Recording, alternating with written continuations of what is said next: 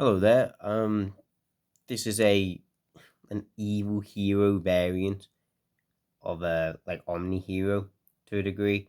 So I was trying to make a more pure version of evil heroes, but can't really play them pure. They don't do anything. Of course it's basically Omni Hero, but I added as much evil hero as I could to more or less incorporate the evil hero playstyle. Honestly, I had some fun with it. Pretty cool deck, to be honest. And Malicious Bane and the Evil Heroes are quite good cards on their own. So yeah, I'll just get into it. So start off the Evil Heroes. We're on triple adjusted gold. Search as your Dark Fusion, search as your Dark Column. Really good card. 2100 base attack as well, which is quite helpful. And yeah, so he's really important. You want to see him. So he's a 3 of. One Malicious Edge. You only need one. Malicious Fiends requires him. You can summon him from deck as well with Necrom. And he's also like good level to send from deck to grave with DPE. And with Fusion Destiny for DPE. So kind of good. He does piercing, that's really it. But it's just the name and the level that's the only thing for him. On Necrom, Necrom's pretty good. Level 5 or higher monster as well. So, and his effect is if he's in your grave, you can banish him and special summon an evil hero from your hand or deck, which is pretty handy. And then 2 Infernal Prodigy. I was considering running 3, but I put it down to 2, and I'm enjoying playing 2 at the moment.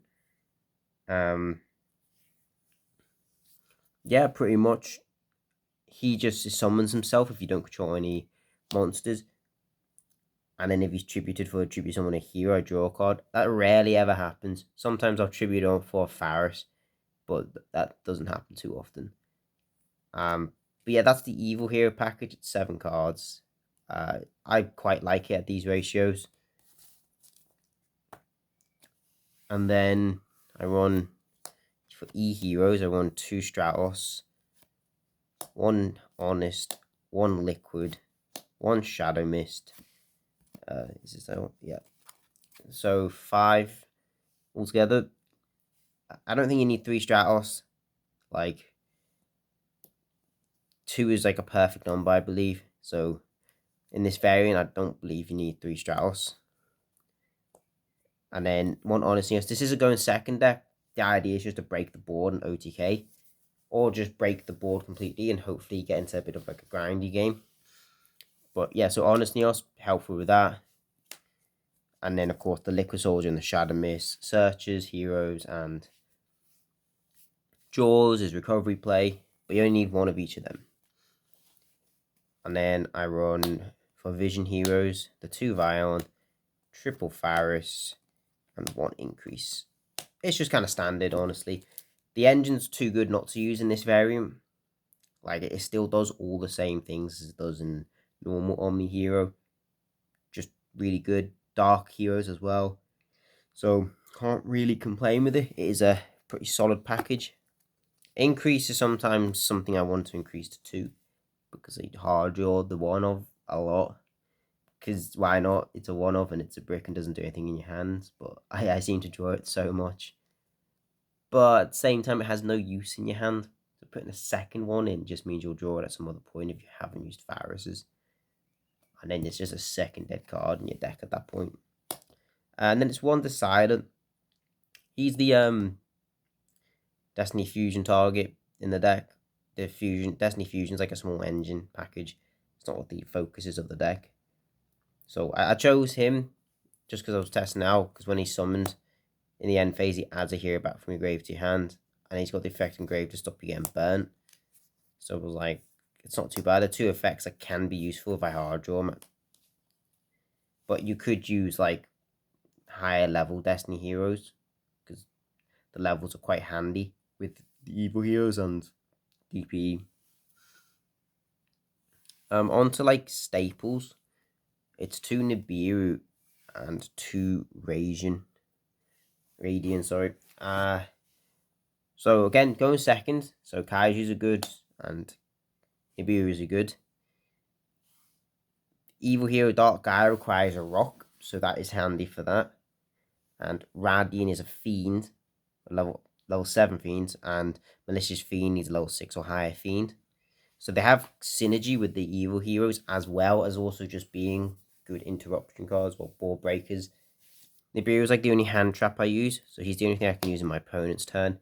Everything else is like about the breaking the board. But them two have been like amazing in the deck, so I wouldn't change them. And then for spells, for staples, I use triple Forbidden Droplet and double Super Poly. Been pretty good, honestly. Like double Super Poly. I do have Super Poly targets in here. You could use the field spell if you wanted to for Evil Hero. That means you could Super Poly your opponent's cards as well to make Evil Heroes. I just considered it quite bricky, so I was against using it. But just Super Poly in general is really good. Something like Garura, you could potentially Dark Fusion the Garura away into like Bane and then draw a card. Or you could just summon them because they're good. So yeah, the double Super Poly and then triple Forbidden Droplet. There's just so many cards that have grave effects in Hero and don't really care about being in the grave. And you can just chain it to most of your spells and it's kind of free at that point. So just a really good board breaker card, honestly. And then we run double Mass Change. Only two. Again, there's only two targets in the X deck as well. And the one Shadow Mist. Again, if I run 3 Mass Change, I'd probably try and use 2 Shadow Mist. But this is kind of a nice amount, I think. And then triple Hero Lives. Again, just you get Stratos out, you get Liquid, Shadow Mist. Just a really, really good card. Clashes heads with Infernal Prodigy. But at the end of the day, you're probably going to prioritize this first. If it gets ashed, then Infernal Prodigy will just come out. So, really good card. 2 Fusion Destiny for the DPE package. Don't need to run 3, it's only a small package. 2 Dark Cooling and the 1 Dark Fusion. They're perfect ratios, I think. Dark Fusion only want one of. It's a bit of a dead draw, honestly. Double Dark Cooling, it's like the better one. But again, you don't want to hard draw it too much. Like having that as a 2-off is pretty perfect. So they're the Evil Hero Fusion cards, and then just the other one-offs are Poly and a Miracle Fusion. Makes sense. Searchable with Sunrise, and then Poly's your Vion search. Still very important cards. So that's the main deck that I use at the moment. I believe it's 40 cards. So it's pretty sound on how many cards are actually in there. For Evil Heroes, I run 1 Malicious Fiend, 2 Bane, and 1 Dark Eye. I was testing out the other like 3 or 4 Evil Heroes that require the normal monsters, but it's just not very good. Like you add the normal monsters in, you can put the Visor in your deck. The Visor could search the targets, but it's not that great. Like putting vanilla heroes in just to summon those Evil Heroes just isn't that good. These are really good cards on their own. Gaia becomes really, really big. And if he attacks, all defense position monsters are switched to attack position. The effects don't happen either. So he's always whacking into something for quite a bit. Using like a Nibiru and using adjusted gold, he's on 5,100 attack then. Because his attack is equal to the combined attack of his fusion materials. So that's really good. And then the 2 Banes. I mean, you probably know what Bane does. He's like one of the really good hero monsters. Can't destroy battle card effects, draw on main phase, destroy opponent's monsters attack equal to or lower than him, gains 200 for each one destroyed. But you can attack with heroes for S turn, not really an issue. And then, so yeah, here, you run 2 because you do go through, you do summon 2, I find. People do have outs to him, like he may not be destroyed by battle card effects, but it's, nowadays there's so many forms of outs. It's not uncommon to see people out him. And then the 1 Malicious Fiend. Malicious Fiend's quite interesting because the effect doesn't activate and it's only in the opponent's battle phase. Which is pretty much like if they go into battle phase, all their monsters will go to attack position and they must attack the Malicious Fiend. if possible. Which I'm not sure. I believe you can't even attempt to exit the battle phase once you've gone in it if you've got a monster that hasn't declared the attack on their fiend.